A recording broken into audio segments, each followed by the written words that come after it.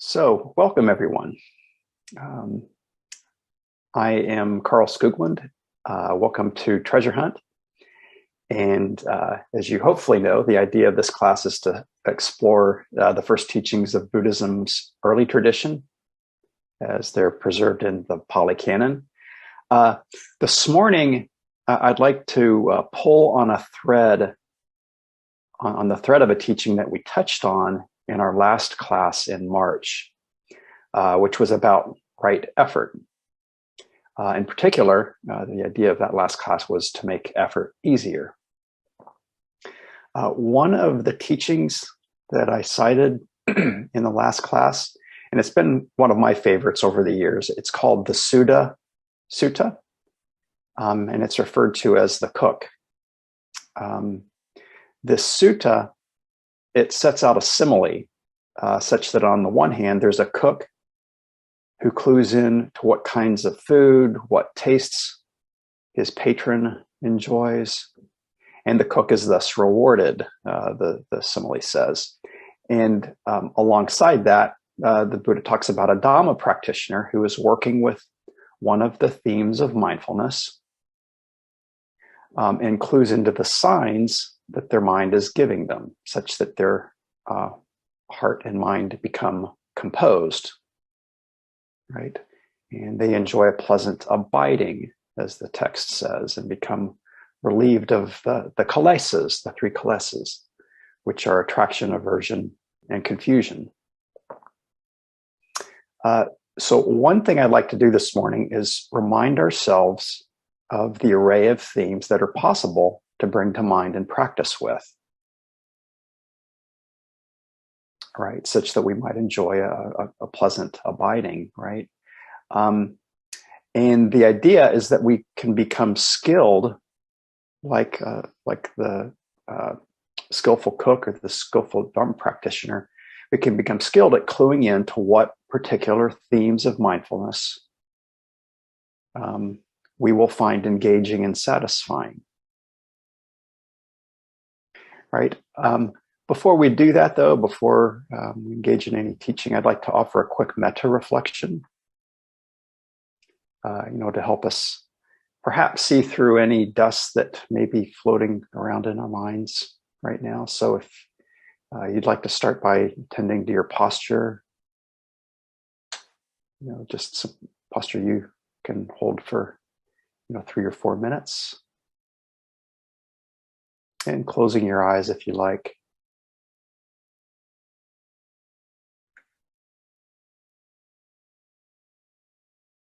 And start with just simply acknowledging what sorts of thoughts, moods, or emotions you might be bringing to these moments.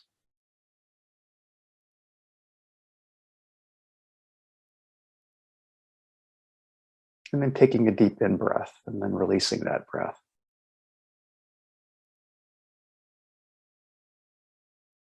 Again, breathe in deeply, feel your body. Breathe out and relax. Breathe in, feel your body. Breathe out and relax.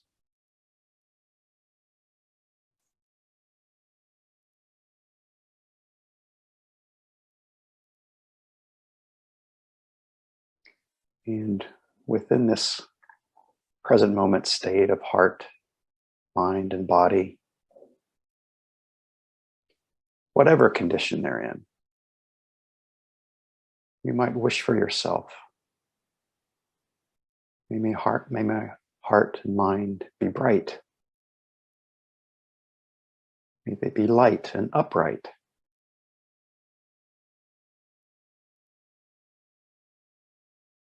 You can wish that for yourself right now. See if that's possible in these moments. Light, bright, upright.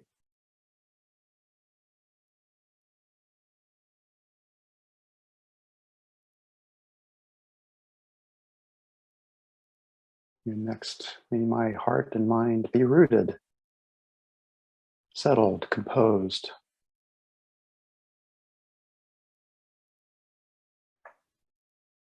See if that's possible for you right now.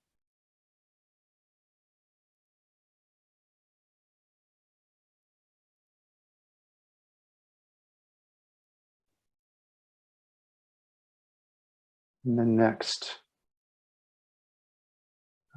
no matter the condition of this fragile body in this uncertain world, may my heart, may my mind feel safe. Is there a part of your mind that can feel safe in these present moments?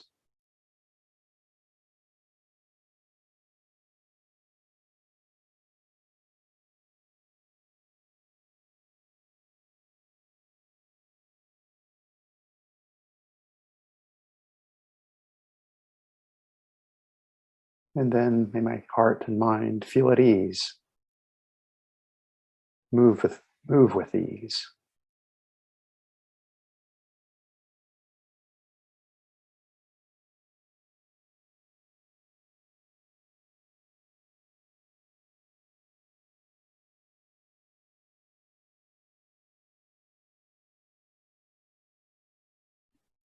And to end, you might offer these aspirations to those around you. In this gathering, and offer these aspirations to those you expect to encounter today.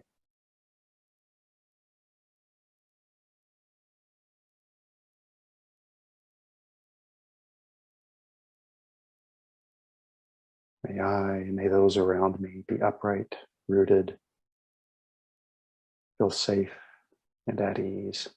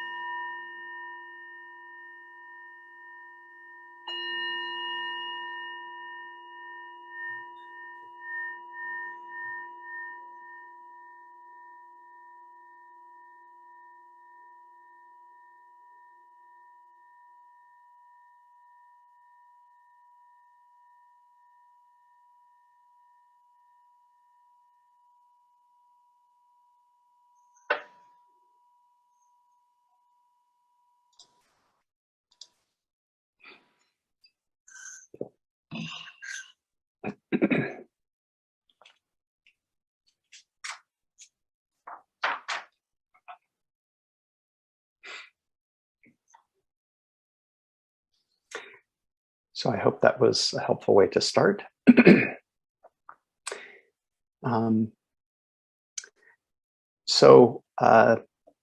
If you're like me, you have spices in the back of your spice cabinet and you forgot they were there. But you dig through that cabinet one day and you remember, oh, I liked that one. I'm gonna try that again sometime soon.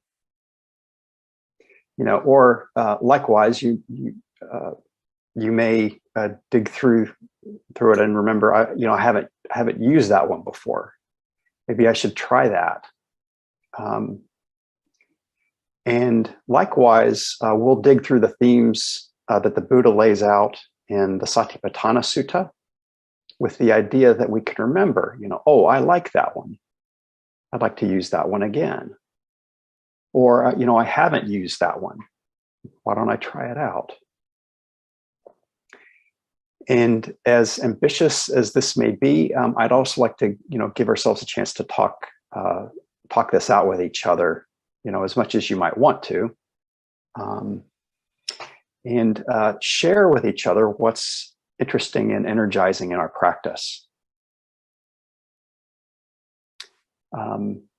Currently, and in the past, what's worked for us in the past. Or just speak more broadly about what it is that brought you to Dharma in the first place. What interested you and brought you to practice. My hope is that this will be helpful for you, to become clearer about what interests you. Realize what matters, and realize that it matters what interests you, right? And you also have the chance to become interested in, what has interested others, in this group. So going back to the simile that I mentioned earlier, the simile of the cook, it's found in what is known as the Suda Suta, which is found in Samyutta Nikaya 47.8. And in this teaching, the Buddha describes how it helps to pick up on the sign, pick up on the hint of our mind. And here's a snippet from that sutta. He says, suppose that there was a foolish, inexperienced, unskillful cook who was presented their patron with various kinds of curry: sour, bitter, peppery, sweet, alkaline or non-alkaline, salty or not salty. The unskillful cook does not take note of his patron, thinking, today they like this or that. Right? They miss that. And as a result, the cook is not rewarded with clothing or wages or gifts. And why is that? Because the foolish, inexperienced, unskillful cook does not pick up on the sign, does not pick up on the theme, the hint of their patron. And then the teaching goes on in the same way.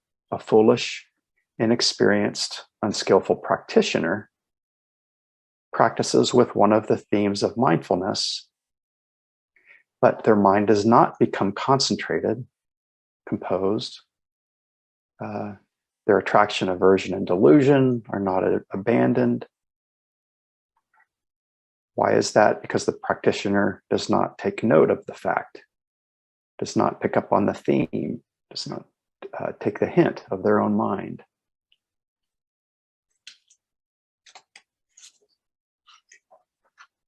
As a result, the practitioner is not rewarded with a pleasant abiding here and now, nor with mindfulness and alertness. Why is that? Because the practitioner does not pick up on the theme, the sign, the hint of their own mind and heart. Then in this same teaching, the Buddha takes up the flip side of each of the two scenarios, in which a wise, skillful cook does pick up on the sign, what their patron likes that day and is rewarded. And in the same way, a wise, skillful practitioner picks up on the signs, takes the hints of their own mind, and so that they know which themes of mindfulness that their minds will find to be engaging, and thus they are rewarded with a pleasant abiding and with mindfulness and awareness. Okay, so I'd like to highlight two things here. First is that it's the four foundations of mindfulness. It's the contents of the Satipatthana Sutta that are the themes that the practitioner is working with. Right? And second, within that collection of contemplation, the practitioner clues into, picks up on what their minds find to be interesting and engaging. As you may well know, that the themes, the options within that teaching, there are quite a lot of them, quite a lot. And in one sense, we may think that there are too many. And just a quick story, a number of years ago, I was picking toothpaste. I was picking toothpaste in the grocery store aisle. And one time I got a little frustrated with the number of options, all the brands, all the sizes, all the flavors, all of the finely tuned special ingredients, right? And just for kicks, I decided to count how many different kinds there were. There were 97 different kinds of toothpaste, right? To me, that seemed like too many. And by the way, I remember that when my kids were little, we also had the same problem with children's cough syrup. But anyway, back to the topic. I hate to break it to you, but depending on how you do the math in the Satipatthana Sutta, there are over 300 kinds of contemplation. Nevertheless, what I'll do is go through the highlights of this fundamental teaching, facet by facet, and we'll see that, figuratively speaking, moving back to our cooking simile, that there are a lot of ingredients in the pantry, a lot of possible combinations. But just like we don't use all of our ingredients in one dish, we don't have to practice with all of the themes at once. And as we move through the themes and take stock of our options, it will require no small amount of mental agility, as we move from one theme to the other. So in this sense, it will also require no small amount of concentration, staying with one theme and then moving on to the next and not spinning off into, some other train of thought. But I hope that what I hope to do is to jog your memory about the depth and the breadth of this teaching, which the Buddha sometimes referred to as a practitioner's proper domain. Proper domain.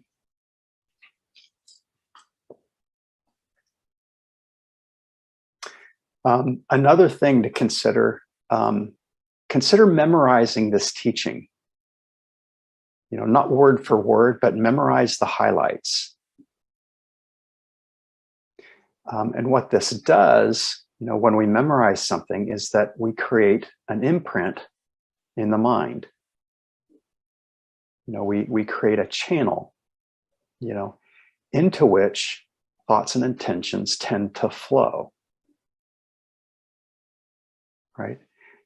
In a way, this teaching is a song, and it's the song that we want to find ourselves humming, in practice and both in the midst of everyday experience. And what I'll do is I'll move kind of quickly and point out the themes of mindfulness. But I think it's important, that if you see a place that you'd like to go back to, make a note of it in your mind, thinking, I want to go back there and explore that place a little more deeply. Okay. So like I said, I'm going to share my screen because I've outlined the highlights of the teaching to make it a little easier to, follow along. And I'll email this to the group, after class too. And I'm going to stop at certain points. I'm going to stop after we do the contemplations of the body, and then we can talk this out. Before we do that, are there any questions or comments before we begin?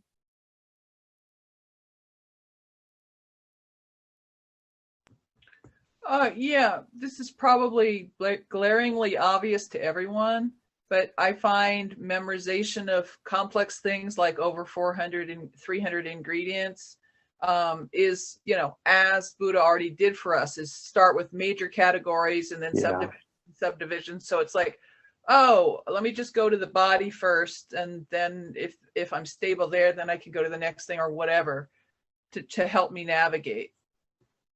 Right. Yeah. I just a little. It's been a while. It's been a while since I memorized something. I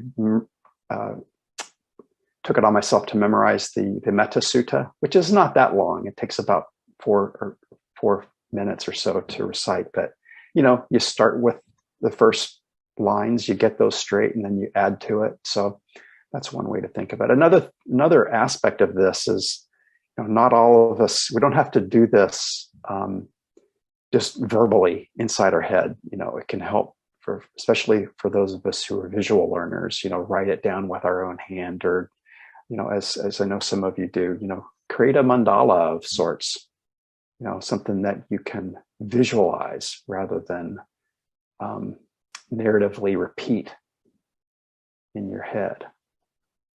whatever works for you. So I'll go ahead and share my screen now.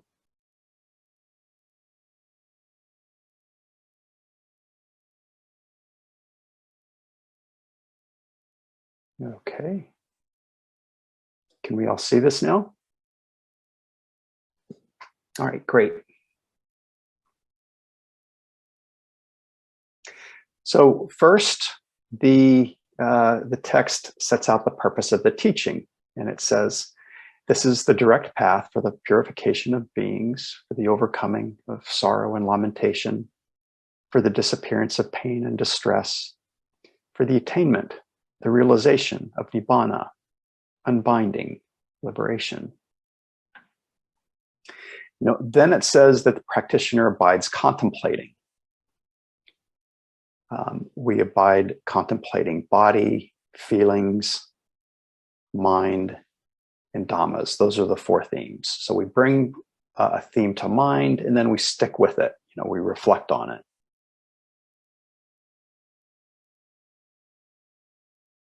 And then the way mindfulness is practiced is that we remain ardent, maintaining healthy intentions, right? Intentions that our efforts will be of benefit, that our efforts will be a good use of our time, a good use of our mind. And next, we remain clearly aware. We clearly comprehend what we've brought to mind. And then there's mindfulness itself, right? Which is simply to bring something to mind. It literally means memory. And then the next part is to let go of our agendas for the outside world, set aside attraction and distress with regard to the world. What this means is that, we focus on practice when we're practicing. When we're practicing, that's the thing that we're doing. As you're probably aware, there are a limitless number of things that we could and that we should be concerned about. But with this practice, we focus on what we can actually have an impact on, starting with our own hearts and minds. And then after a number of the individual themes, we'll find what's referred to as the refrain, which has 8 parts. The first set is that we contemplate a theme internally, that is for ourselves, or externally, that is for other people, or both internally and externally, which kind of, helps us to realize that the theme happens for all people. It's, in that sense, it's impersonal. We also contemplate what causes things to arise within ourselves and with others, and what causes things to pass away, or both, what causes them to fluctuate. And then we contemplate, it's possible that we could contemplate with simple bare knowledge, bare knowledge of the fact that something is present. And in doing this, the sutta says, it points out the possibility that we can come to abide independent, not clinging to or being identified with anything.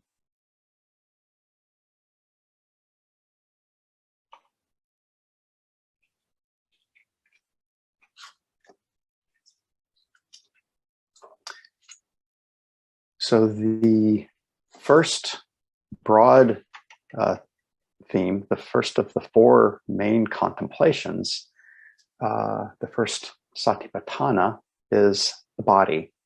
Pali word is kaya.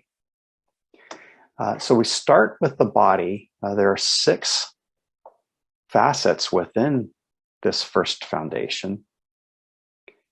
And in particular, we start with the breathing, and very simply, we breathe in and we know that we're breathing in. We breathe out and we know that we're breathing out.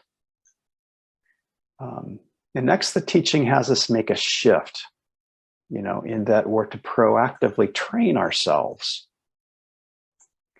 And it says, I will breathe in and out, sensing my entire body. And next, I will breathe in and out, calming my body. And a variation of this, as you might have kind of picked up on how I do this, I sometimes say, breathe in and feel your body, breathe out and relax your body. Right? And in doing this, we make the body a place that the mind wants to be, rather than having the mind tend to want to wander. Right? This is the very first thing that the Buddha starts us out with. Okay, establishing some measure of serenity and stability. All right. And in doing these things, we're engaging in the first part of the refrain. We're contemplating the breathing internally, within ourselves. We can also contemplate, consider, reflect, that people around us are breathing too. Breathing is happening externally in that sense. Or we can contemplate that breathing is happening both internally and externally, in all creatures. Again, in that sense, it's an impersonal activity.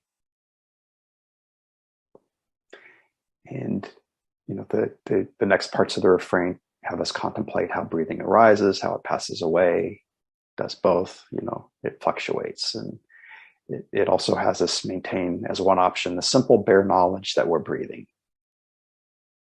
Okay, so these are the possibilities within that first contemplation.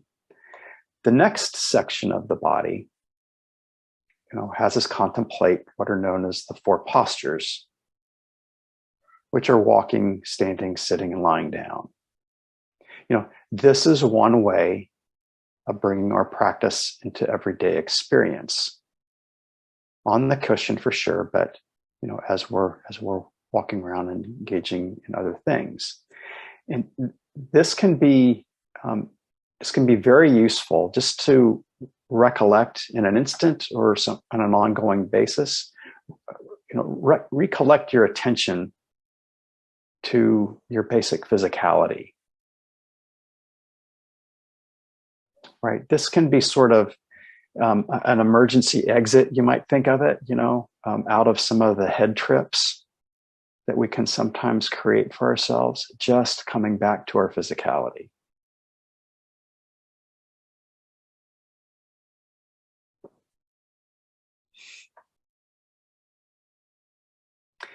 In the refrain, has us contemplate that these postures happen for us internally or externally for other people.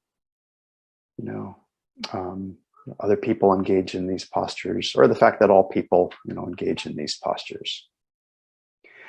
And the refrain has us contemplate how these postures come about, right? What makes them happen? And here, it's the first part of, cluing in to what sort of intentions generate the postures that we create. How is it that I came to be walking? As simple as it may seem, it lays the fundamental groundwork for insight. Seeing why, seeing how things come about, how they come to be as they are.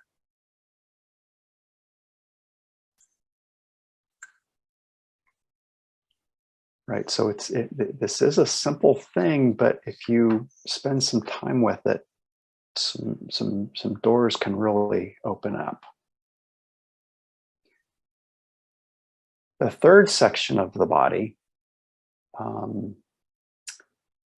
the third contemplation, is that we, clearly comprehend our physical activities. So it's kind of a variation on the first, but it expands out a little bit. So this in this contemplation, we, become clearly aware of our coming and going places. When we look away from something, or towards something, right? When we flex and extend our limbs, when we're reaching or pushing something away. We're to comprehend what we're wearing and what we're carrying. We comprehend the activities of our consuming and our evacuating, you might say. And again, it has us contemplate walking, standing, and sitting, but also falling asleep and waking up. Right? We're clear, when we're speaking or when we're remaining silent. And again, these are ways that we might bring the practice into our everyday experience. We will remain clearly aware while we're engaging in these activities. And the refrain has us contemplate that these activities, again, happen for us, other people, we all engage them. They're impersonal in nature. And then the refrain has us contemplate how these activities come about. And again, we can clue into what sort of intentions generate our actions, generate our activities. For example, what sorts of intentions lead us to go somewhere, go a particular place, to look at something in particular, or to avert our eyes from something. What leads us to eat or drink a particular thing, right? Why are we wearing what we're wearing? Why do we choose to speak? That's a big one. Why do we choose to speak when we speak? Or perhaps choose to remain silent?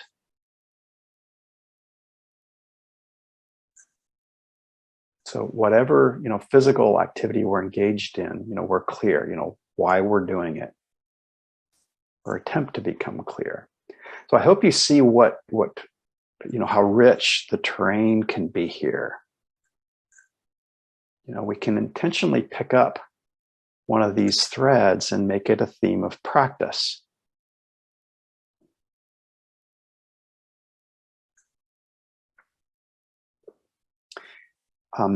The fourth section of the body is comprehension of what are called the 32 bodily parts.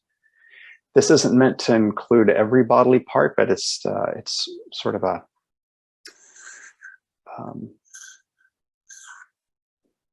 random number. I don't know, it might have meaning in the ancient tradition, this number 32, but what the text says, it spells out a little bit of a simile right at the beginning. It says, just as if a sack with openings at both ends were full of various kinds of grain, in the same way, a person reflects on this very body, surrounded by skin and full of various kinds of things. Right? And then then the text sets out this list of things like hair, nails, teeth, skin, flesh, bones, kidneys, heart, liver, large intestines, small intestines, feces, bile, phlegm, pus, blood, sweat, fat, tears, right? You get the idea. One thing that I hope helps to remember is that this reflection is not intended to invoke aversion, although that's understandable. The idea instead is rather to promote disenchantment. Disenchantment in the sense that we're not enchanted, right? We're not enchanted with what we might otherwise kind of unconsciously get enchanted with. And the refrain has us contemplate these parts within us, other people, all people. We're all composed of this biological concoction.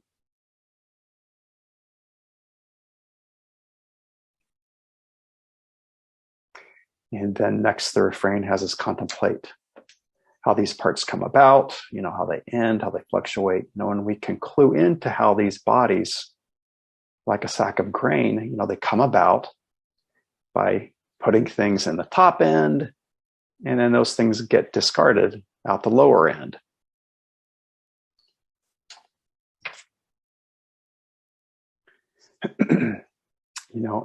Over time, this collection we can come to see is in constant flux, supported by favorable conditions requiring constant maintenance, being subject to adverse conditions.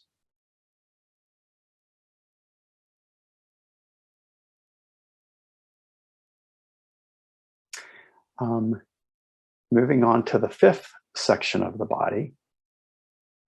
Here, we review what are called the four great elements. Earth, water, fire, and air. And there's a simile, another simile in the text. Again, a little bit of an attention-getting simile. And here, the Buddha has us consider that a butcher has just cut up a cow, and that the parts of the cow, are laid out, on a table or something, where the butcher's selling what he sells. Likewise, we can come to see that this body is just made up of various parts. In this case, earth, air, fire, and water. The fundamental aspects of which are solidity, liquidity, warmth, and movement. And the point of practice, I believe, is that whatever experience the body is providing us, that experience can be viewed as just a combination of solidity, liquidity, warmth, and movement.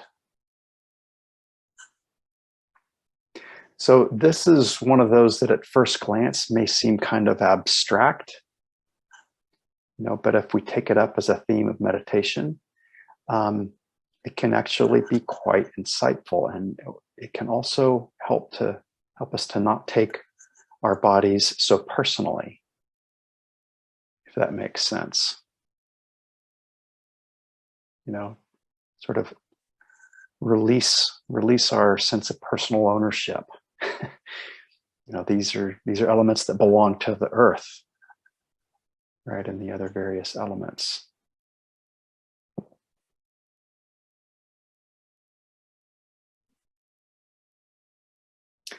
The sixth and the last section on the body, and then we'll take a break after this, just so you know.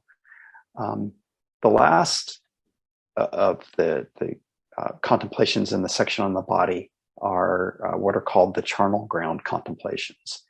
And here we visualize the stages of physical death and bodily composition. One of the goals here, is overcoming fear, and coming into composure. The Buddha, he has us reflect on the perhaps uncomfortable reality, of the inevitable future of these bodies. And while this is kind of Buddhism 101, and it's called Marana Sati, like the 32 body parts, this one got mixed reviews during the Buddha's time, and it continues to get mixed reviews. He found that he had to be very careful in who he offered this teaching to, right? And it might be good to be careful yourself in offering this teaching to yourself. It's just sort of another way of cluing into what your mind finds interesting and engaging versus terrifying and just not a useful time. But as the text says, he says, as though you were to see a corpse thrown aside on a charnel ground, 1, 2, or 3 days dead, see that the body has started, and we see that the body has started to puff up and change colors, and that what was once inside starts to leak out. Seeing this, he has us acknowledge, my body is of that same nature. Right? It will be like that. It is not exempt from that fate. And the Buddha goes on to point out further stages, of the breakup of this organic system. From there, he points out that the bodies, might become food for other animals. Eventually, the soft and wet parts fall apart, dry up, and wither away. And what's left are bones, which become disconnected from each other, crumble and eventually turn to dust. And with the refrain, he has us contemplate that this is the process for ourselves, for others, for all of life. And, contemplate how these processes come about. We can appreciate that dying and decay happen based on certain conditions, based on things being a certain way. Or we might simply maintain clear knowledge that this is the reality, a fact of life. And the last part of the refrain, points to how, in the midst of these fluctuating bodily elements, maybe even within the midst of fear, it is possible that we can maintain our composure, free of clinging, identification, and enchantment.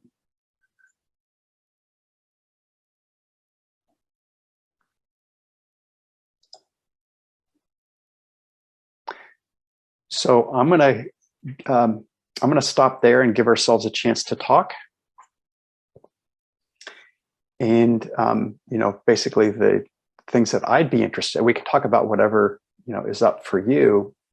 But if you're so inclined, I'd be interested in hearing if there was anything within this array, that piqued your interest, something that you might like to practice with,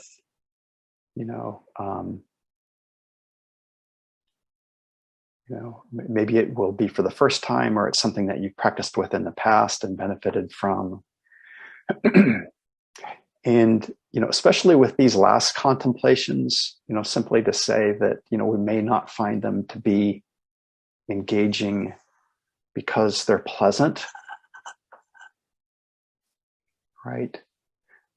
But we may find them to be valuable, because they're real, right? We may appreciate the fact that the Buddha's not sugarcoating anything. He's treating us like spiritual adults. It may be a lot to take in at first. The society doesn't support us in acknowledging these kinds of things, but with time and with a little bit of, help from community, we can encourage ourselves to take some of these things on. So please, yes, let's talk this out. Misha, hello. Hi, Carl. Thank you. I appreciated your using the word mandala as a possible way to, create a thing. And of course, there are different types of mandalas. There's drawing mandalas, there's activity mandalas, there's poetry mandalas, And so part of what's coming for me is this particular sutta, the Satipatthana Sutta, is something I'm going to be diving into deeply.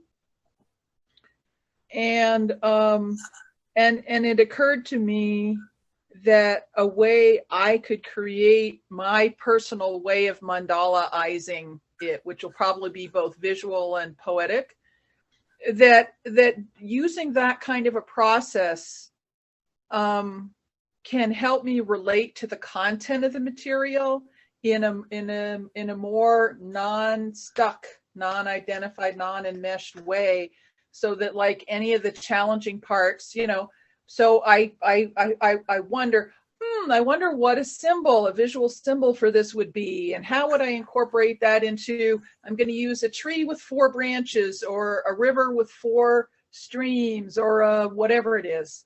And how would that fit into this? Or if I'm doing it as a dance, what movement would represent that? Mm-hmm. So it's a way to engage with the material directly, but in a way that has spatial distance, so that it's more fruitful for me. Mm-hmm. So others have probably noticed that in their own ways of relating with stuff. So I thought I'd just note that insight just arose in me.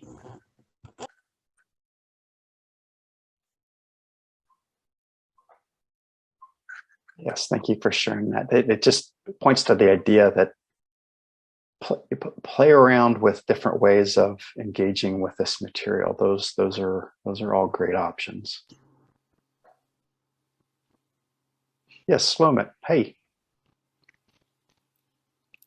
Hi, how are you? Hi. Thank you for giving the talk. I just wanted to reframe something when he talked about abide independently, right? Mm-hmm. Said not cling to or identify with anything.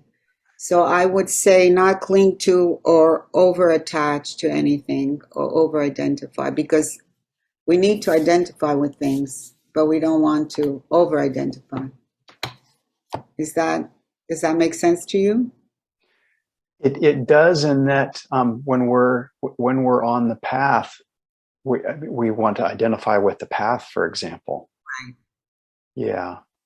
So we, if you all are familiar with the simile of the raft, we don't let go of the raft before it's time to let go of the raft. There are some things that there is a little bit of a clinging to, a grasping, or it's a depending on. We're not quite independent yet, but it's a kind of independence that doesn't relate to the way the world treats us or things of that nature. That it doesn't depend on as we discussed in the worldly winds, the worldly conditions, gain and loss, praise and criticism, pleasure and pain. We can become independent of those sorts of things, to greater or lesser degrees, but that's the direction. But the path elements we want to set up for ourselves, make them strong within us. So not over attach, right? Yeah, I think even with the path elements, we want to be careful how we hold them. Mm-hmm. So we can't over attach to that, to all of the Buddhist teachings. Is that what you're saying? It's provisional. It's sort of like but even at the end, though, we once we've achieved the ultimate goal, which the Buddha set out in that simile of the raft, there's no more need to hang on to it. So that's the point at which the non-clinging becomes complete, you might say. Well, maybe because we've internalized it in some way. Mm-hmm. I have to think about it. But thank you. Mm-hmm. Carl, could I add a piece to that? Please. I have a strong interest in learning about the jhana states, meditative states right now. So I clue into sutta teachings that seem to relate to that. I came across this quote of the Buddha's. He said, and this is about the final attainment of nibbana as like an abiding state. He said, in the end, I'm gonna have to paraphrase. I don't remember the exact quote. In the end, even attachment to the material and non-material has to be released.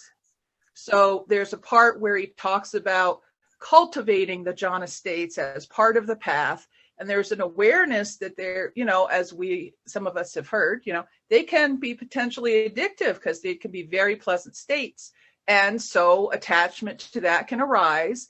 And yet can be a skillful means of following the path and to find full liberation. Attachment to the things that were skillful along the path, on the way of the path, that clinging also has to be released. Mm-hmm. Let me one quick response to that, and then Emily, I see your hand is up. What you're describing, Misha, is how at the end we've come to use these amazing, currently unusual states of jhana, concentration, happiness, but see that they're conditioned. We use those calm states in the service of insight. But once the insights have been actualized, we see those prior states as being what are called conditioned. As we brought them into being, and here's where it gets a little abstract. That's the point at which the mind is ready to let go of anything that's conditioned, and then the mind can come into the unconditioned.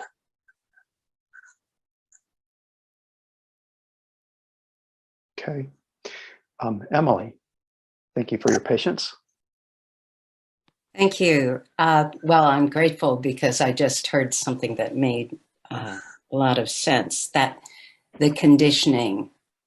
When you were speaking about the body, there was great emphasis on intention. To my mind, this is what I heard. And I was fascinated. You brought it up during, I wasn't sure whether it was the breathing or the postures, but it just seems to really, the overall intention is to be aware. And then of these things. And then I love that issue of how is it I came to be sitting or walking? And I thought that was a fascinating way to integrate the practice into our normal lives. So the conditioned intention and then reaching for the unconditioned. I mean, that was the element that I was missing, if this makes sense. That moving, I mean, I can have the intention to be a good person. How do I have the intention to move towards a more skillful definition? So that was a question that came up for me. So two things come on. Unless you're constantly kind of cluing into the refrain, it may, some of these things may get lost, in our reading of the Satipatthana. I think it helps just to not forget that the refrain sits out there and has us look at the themes in these particular ways. In a way, my emphasis on intention is sort of a personal highlight. It's something I personally like to highlight in terms of conditioning, right? Because our intentions are so important in how we create conditions. I'm not making that part up in terms of how important it is, but it's something that I am highlighting within the teaching, just because I found that so useful.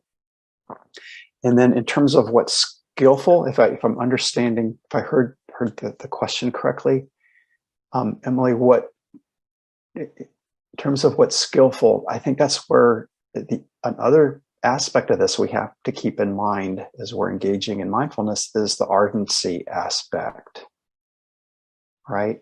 That's something that is spelled out, laid out at the beginning, but is intended to be sort of marbleized throughout the rest, right? It doesn't come up too much within the body of the teaching itself, but it's set out at the beginning. We're doing this because we want to create beneficial things within us, and abandon things that bring about harm. Right. This came up in the last class, about right effort, how important ardency is to the practice, which is basically what's skillful and what's not skillful, and which basically I think is a form of goodwill. We want to bring about things that help us as a result of this practice, not just simply watch old karma, watch the reruns that old karma would otherwise, put on our audio visual screens. Old karma would tell us stories that, maybe or maybe not so helpful anymore. We create new stories, right? We grasp to Dharma stories instead, of what we grew up with as kids or what the society tries to tell us.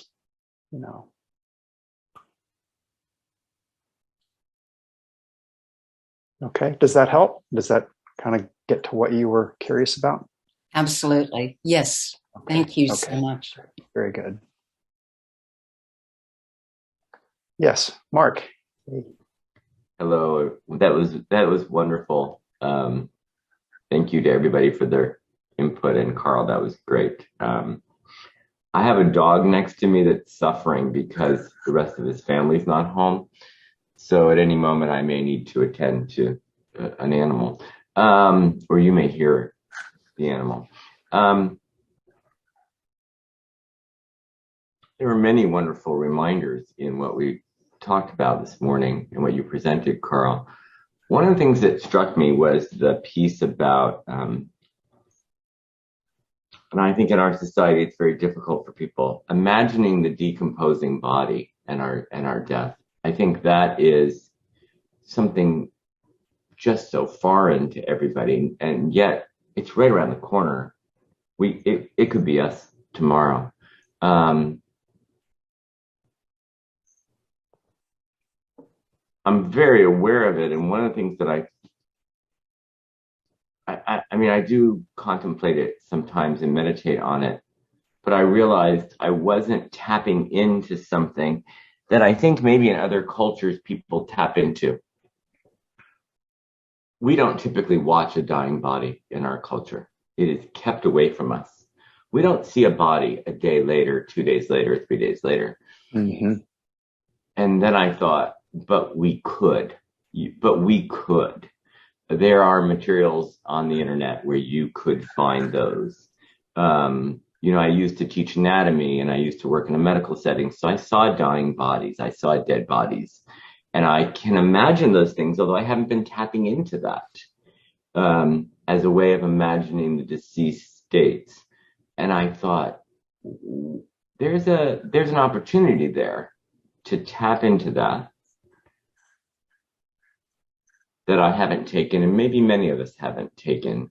But in the original scripture, it may have been more possible in that culture to observe a dying body because of the way they handled the dead in their culture, which we just don't do in ours. Anyway, that's the thing that stuck with me quite a bit. How to tap into imagining the decaying, deceasing body that we will all become. So thank you, Carl. I'd love to hear your thoughts on that.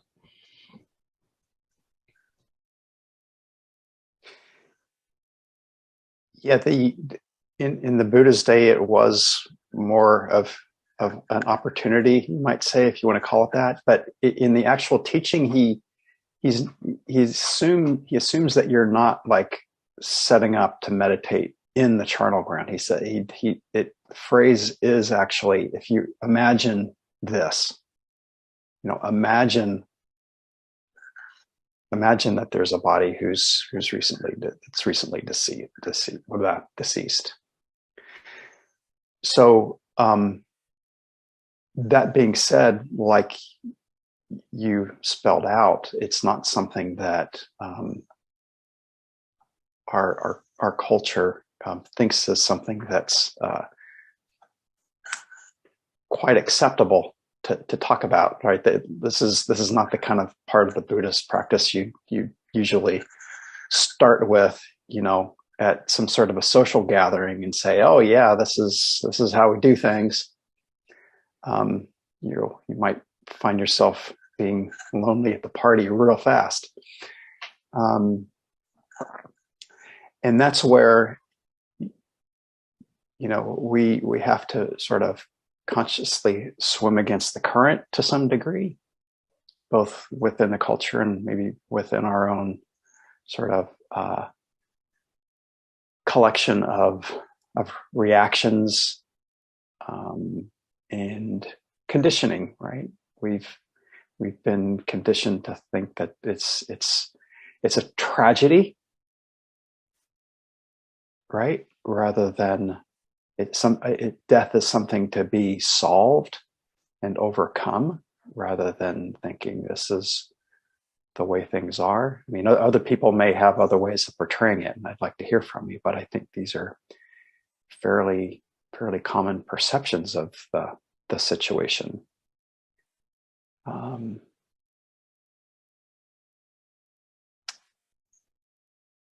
But Mark, it sounds like you might have a little bit of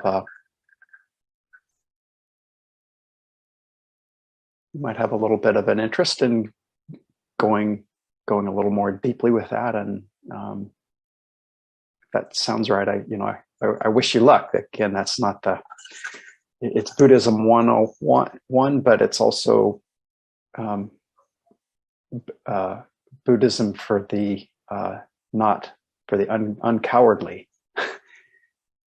I was reminded recently that somebody, was saying, courage isn't the lack of fear; it's the understanding that there's something more important than the fear, and the thing that could be more important, than the fear of death is knowing that it's possible to kind of loosen that anxiety and loosening that fear.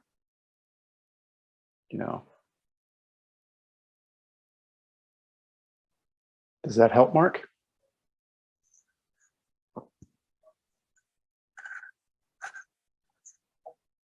Yes, it's Misha. Hey. Hey, thanks. Just to go further out on the plank here into this potentially unsettling topic, the Buddhist Society of Western Australia just did a series on the Satipatthana Sutta, and in talking about the charnel ground contemplations, if I'm remembering right, I don't remember their titles. I think it might be Ajahn. Anyway, one of the venerable ones who was giving the talk was speaking to that they actually do them, at least some of the time, directly, sitting in the charnel grounds. And their charnel grounds are the kangaroos that die on the monastery's property. So it's not humans. And, there have been past cultures where not only have there been charnel grounds where bodies were burned, but there have been traditions where bodies have been laid out on platforms for the animals to eat. And so with the kangaroo thing, one possible way, if somebody actually wanted to do it, and of course a skillful titrated way, is I've collected roadkills and the very first one trying to remove wings from a bird, you know, I was like gross out, but it was like so much like, wow, this shoulder is like my shoulder, this thigh is like my thigh. And over time I found that, you know, as I wasn't practicing Buddhism per se at that time, but I found it very instructive, you know, and including noticing, you know, like when there are animals that have been eaten by others and are far along in the decomposition process, you know, of attending to that. And it's a very different experience encountering it with my body and the odors and stuff than it, and the visceral reactions, than it is with visual. So I would definitely, I definitely find titrating this particular kind of contemplation very valuable. Titrating? Yeah, taking it in doses that are okay. work manageable. Yes. You know, not just diving into something that's going to just be not workable with. Yeah. Yeah. That's this is one of those themes that it's good to kind of take or just take the water in amounts that you can actually drink it, rather than trying to drink from a fire hose, you know.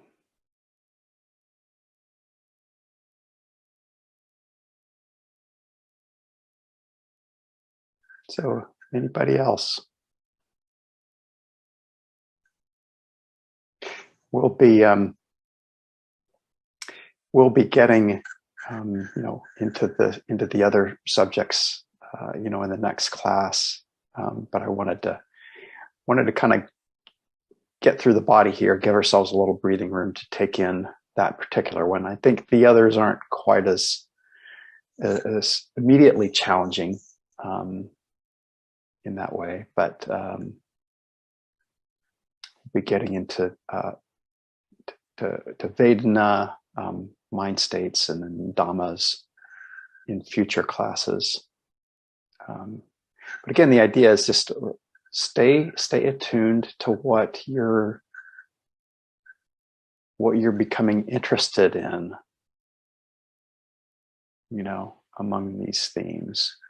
You know, if nothing else, what I hope to accomplish with this is help us to make the shift in perception between looking at this teaching as a responsibility, you know, like I gotta remember and I gotta do all this stuff. It's not so much that. Instead, it's more like just make the shift to becoming aware of what you find to be interesting, you know, what you find to be helpful and enlivening. I think that's the I think the really crucial part of the simile of the cook, you know, for ourselves as practitioners, you know, that's part of what helps us.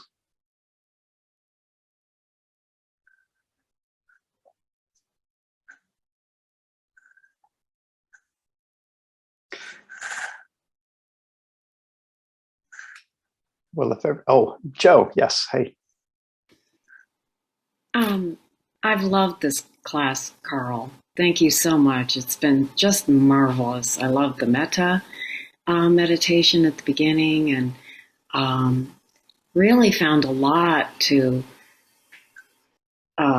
engage with in what you've shared today. And I loved everyone's comments. It's just been really very rich, I think. And Misha, I really appreciated your contemplations about how mandalas might be represented, how they might form, how they might come to life. And I found that really inspiring. And a couple of things that really caught my attention, and as you were just talking about, what are the things that I'm curious to lean into more? Kind of a theme of my practice for the past couple months has been embodied mindfulness. I took Mary and Jill Drew's recent training, and becoming a true refuge companion and Mary Aubrey's training. And that was something she really emphasized, both embodied listening and embodied speaking.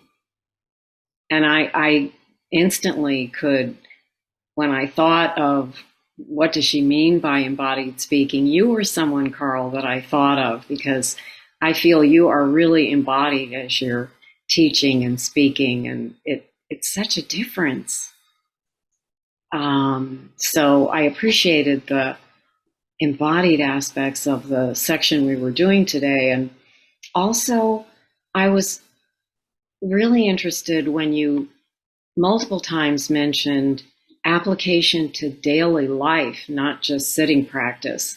And that's been a second emphasis of my practice for quite some time, really being mindful, being aware throughout the day, from waking to all the different things I'm doing to sleeping, really focusing on what is here now. And so this is a wonderful prompt for even further exploration in that. So those ways in particular, the creatives, the embodied, for fruitful daily explorations are just things I wanted to share that were important to me today. But thanks, Great. everyone. Thank you for sharing.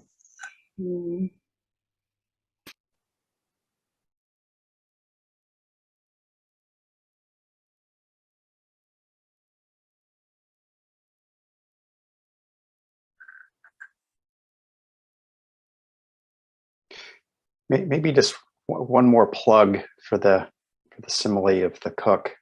There was that part at the end, where it speaks to how a practitioner comes into a pleasant abiding. The thing is that when we get interested and when we get energized, the follow-up to that is that there can be this sort of unwavering clarity or fairly unwavering clarity, which then transitions into a kind of a happiness and tranquility, that just sort of spot on. It's the difference between a flickering flame and a flame that's just upright and it's stable, right? And I think that's the pleasant abiding that teaching is pointing out as a possibility for us. And it's not that that's just a great place to hang out, although it is, but it also sets us up for the sort of insight that in the Buddhist tradition, clarity and composure is meant to help out, if that makes sense.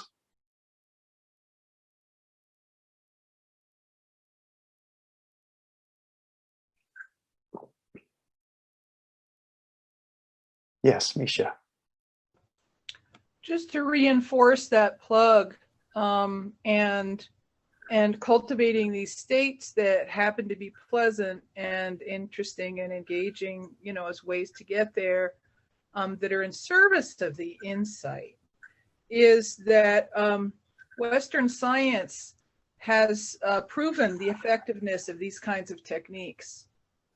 Salience, it's personally meaningful to me right now at this time in my life. It's important to me, this individual, and it's helpful for me, it speaks to my heart. And for me, this helps counter all of the old cultural conditioning that it has to be hard and onerous and difficult in order for it to be valuable. That it can't be easy, it can't be nice, it can't be not judged, and so on.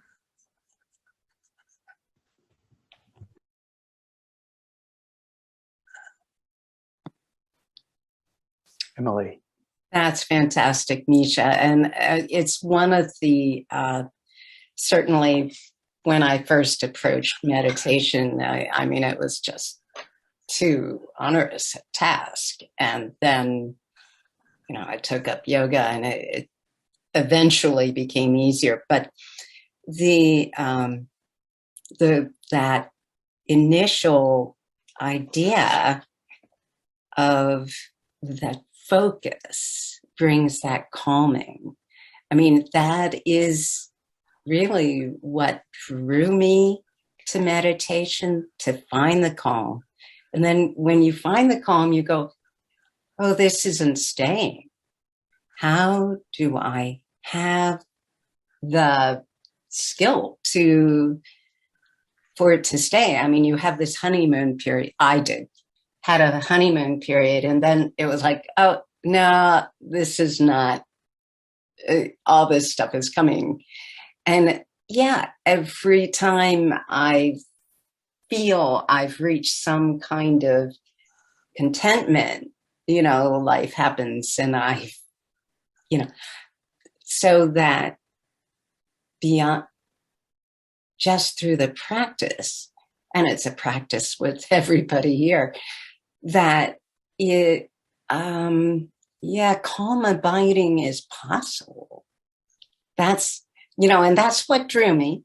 Oh, wait a minute, this is possible. And I'm finding that it's possible a little bit more. Mm-hmm. So yeah, that's why I keep coming back. And your initial meditation was superb, and I'm looking forward to hearing it again. Thank you.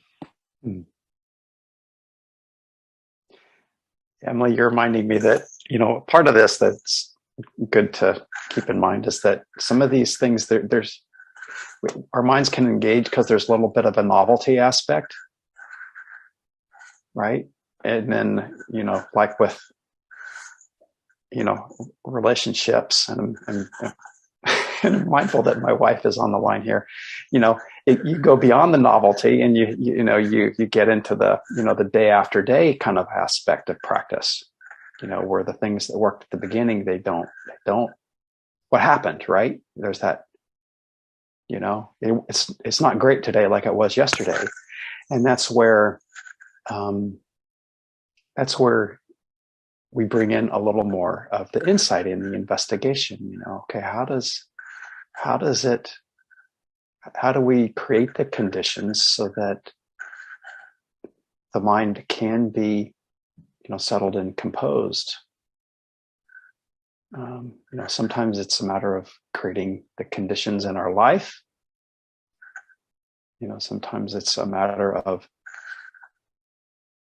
helping ourselves really develop a taste for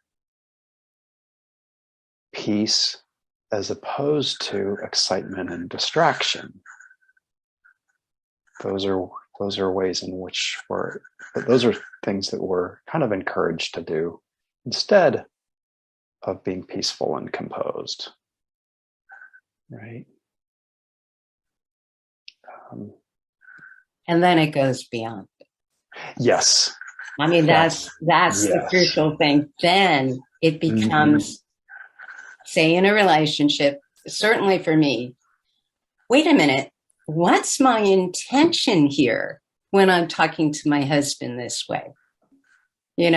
He's talking about work, and suddenly, I make some suggestion, and he looks at me and goes, nah, you really don't want to get into my work. I said, no, I don't. Just my mind happened to go there, but it's not skillful, and that I get very excited at those moments. So.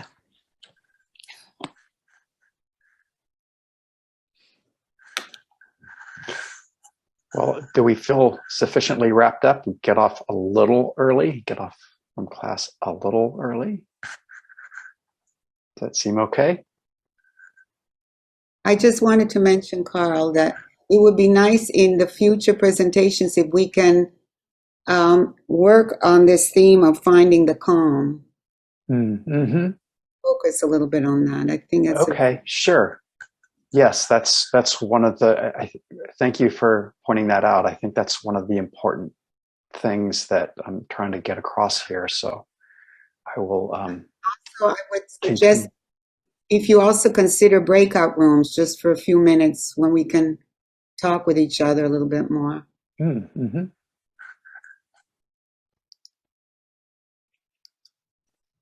Okay. Well, it's good to see everybody.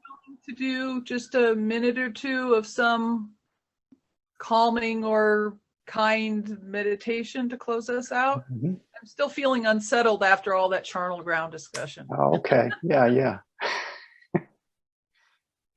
Yeah, that'd be fine. So if I set up expectations such that you want to move on, don't feel free to stay on. But if you'd like to hang out with us a little while, that'd be great. So just to close out, again, like you might be used to, bring your mind into your body, help your body to be, adjust if it helps to bring your body to be upright, stable. Breathe in deeply and feel your body. Breathe out and relax.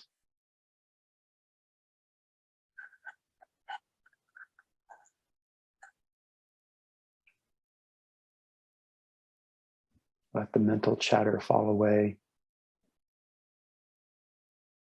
Come into a sense of your physicality.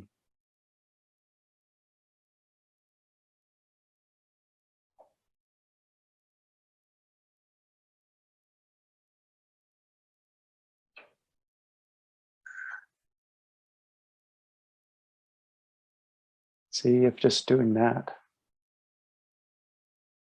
reminding yourself that you have a body, bringing bare knowledge to that, it allows you to come into a kind of composure.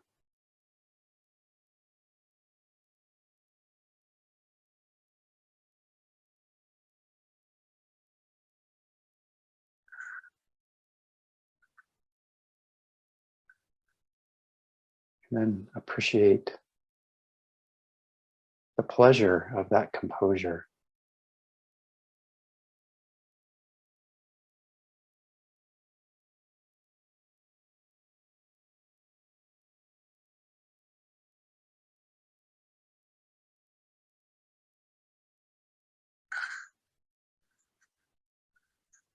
It is pleasurable to be composed.